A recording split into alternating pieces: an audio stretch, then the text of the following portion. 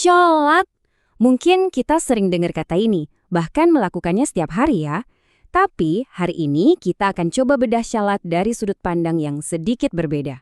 Bukan cuma sebagai ritual, tapi sebagai sebuah arsitektur agung yang sengaja dirancang untuk membangun jiwa kita menjadi lebih mulia. Oke, coba kita jujur sama diri sendiri. Pernah nggak sih pas lagi sholat, tahu-tahu udah rokaat terakhir aja?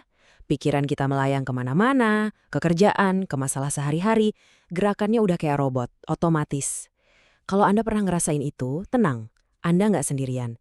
Dan justru dari pertanyaan inilah kita akan mulai perjalanan kita untuk menemukan kembali jantung dari sholat itu sendiri. Nah, ini dia misi kita hari ini. Kita mau melihat sholat bukan lagi sebagai sekedar daftar checklist kewajiban, tapi sebagai panggung utama di mana kita menunjukkan karakter atau akhlak terbaik kita di hadapan Sang Pencipta. Gimana caranya setiap gerakan dan ucapan itu jadi cerminan adab tertinggi kita kepadanya. Jadi, ini peta perjalanan kita. Kita akan bongkar bangunan sholat ini lapis demi lapis. Mulai dari fondasinya yang paling kelihatan, gerakan fisik dan ucapan lisan kita. Lalu, kita masuk lebih dalam ke ruang mesinnya, yaitu hati. Sampai akhirnya, kita lihat gimana bangunan yang utuh ini punya kekuatan buat mengubah diri kita jadi lebih baik. Oke, kita mulai dari lapisan paling luar ya. Dari apa yang bisa dilihat dan didengar. Gimana tubuh dan lisan kita jadi fondasi pertama untuk membangun rasa hormat. Elemen kuncinya adalah tumak ninah. Artinya apa? Tenang, nggak terburu-buru. Coba deh bayangin, kalau sholat itu adalah sebuah dialog kita sama Allah, masa iya kita ngomongnya ngebut tanpa jeda? Nah, tumak ninah ini adalah jedahnya. Momen di mana setiap sendi tubuh kita duduk dengan nyaman di posisinya. Ini serius loh, saking pentingnya para ulama menetapkan ini sebagai rukun. Tanpa tumak ninah, sholat kita risikonya cuma jadi senam biasa. Terus gimana cara prakteknya? Simpel banget sebetulnya. Pas ruku, pastikan punggung lurus, lalu diam sejenak. Pas bangkit dari ruku atau iktidal, jangan langsung nyelonong sujud, tapi berdiri tegak dulu sampai badan rileks. Begitu juga pas sujud dan duduk di antara dua sujud. Kasih setiap gerakan itu haknya. Inilah adab fisik kita. Cara tubuh kita bilang, saya menghormatimu. Setelah tubuh kita beradab, sekarang giliran lisan kita. Di sini ada yang namanya tartil dan tajwid. Gampangnya gini, tartil itu membaca dengan perlahan, jelas, nggak kayak dikejar-kejar. Sementara tajwid itu memastikan setiap huruf diucapkan dengan pas dari rumahnya masing-masing.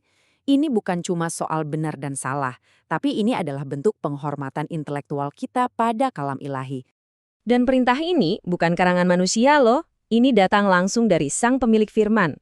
Al-Quran sendiri yang bilang, dan bacalah Al-Quran itu dengan tartil. Ini sinyal yang jelas banget, jangan terburu-buru. Beri waktu untuk setiap kata, agar bisa meresap, bukan cuma di telinga, tapi juga di hati. Oke, dari fisik dan lisan, sekarang kita bergerak lebih dalam lagi. Ke pusat kendali dari sholat itu sendiri, yaitu kondisi kolbu atau hati kita. Nah, ini dia bintang utamanya, khusyuk. Para ulama sering menyebut khusyuk ini sebagai ruh atau nyawa dari sholat. Tubuh yang bergerak dengan tumak ninah itu ibarat jasadnya. Tapi tanpa khusyuk, jasad itu nggak punya nyawa. Khusyuk itu kondisi di mana hati kita 100% hadir, tunduk, dan sadar betul kita ini lagi menghadap siapa. Al-Quran bahkan menempatkan khusyuk di level yang sangat tinggi. Keberuntungan seorang mukmin itu, kata Allah, yang paling utama adalah mereka yang khusyuk dalam sholatnya. Pesannya jelas banget, sholat yang hebat itu bukan yang gerakannya paling sempurna, tapi yang hatinya paling hadir. Pertanyaannya sekarang, gimana caranya biar bisa khusyuk? Apa sih bahan bakar yang bisa bikin hati kita tetap fokus dan gak jalan-jalan kemana-mana? Jawabannya ada di kompas moral di dalam hati kita. Ternyata ada 4 mesin pendorong yang menyalakan api khusyuk. Pertama, ikhlas, yang membersihkan niat kita dari apapun selain Allah. Kedua, khauf. Ini bukan takut hantu ya, tapi rasa kagum dan segan yang bikin kita jadi lebih hati-hati. Ini diimbangi sama raja, harapan yang besar akan rahmat dan ampunannya yang bikin sholat terasa optimis. Dan terakhir, syukur, rasa terima kasih karena kita masih diberi kesempatan untuk berdiri menghadapnya. Kombinasi 4 inilah yang jadi bahan bakar spiritual kita. Nah, sekarang kita lihat hasilnya. Apa yang terjadi kalau tubuh, lisan, dan hati yang diisi kompas moral ini bersatu dalam sholat? Dampaknya luar biasa transformatif. Ini dia fungsi utama sholat yang dijelaskan langsung di Al-Quran.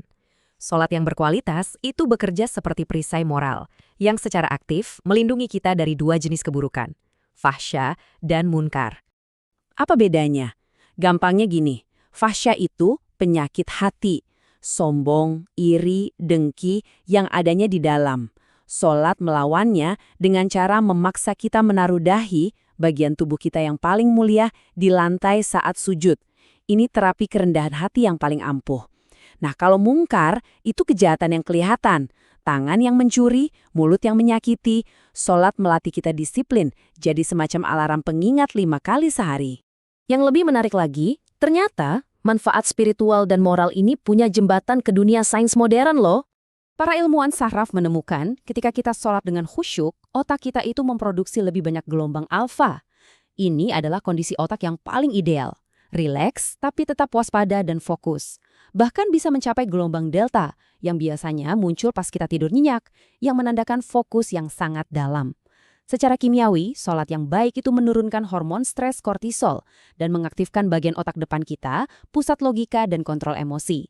Jadi, sholat itu secara harfiah bisa menenangkan dan menjernihkan pikiran kita. Kalau kita visualisasikan, hasilnya kayak gini. Semakin tinggi kualitas sholat kita, semakin efektif dia jadi obat untuk stres, vitamin untuk fokus, dan gym untuk melatih ketahanan mental. Ini bukti bahwa janji spiritual dari sholat ternyata punya dampak yang bisa diukur dan diamati secara ilmiah. Keren banget kan? Akhirnya, kita sampai di bagian sintesis. Mari kita satukan semua kepingan puzzle ini dan lihat gambaran utuhnya. Inilah cetak biru dari arsitektur jiwa yang kita bahas di awal. Fondasinya adalah raga yang tenang, dindingnya adalah lisan yang terjaga, atapnya adalah kalbu yang hadir, dan yang menerangi seluruh bangunan itu adalah jiwa yang diisi ikhlas, harap, dan syukur.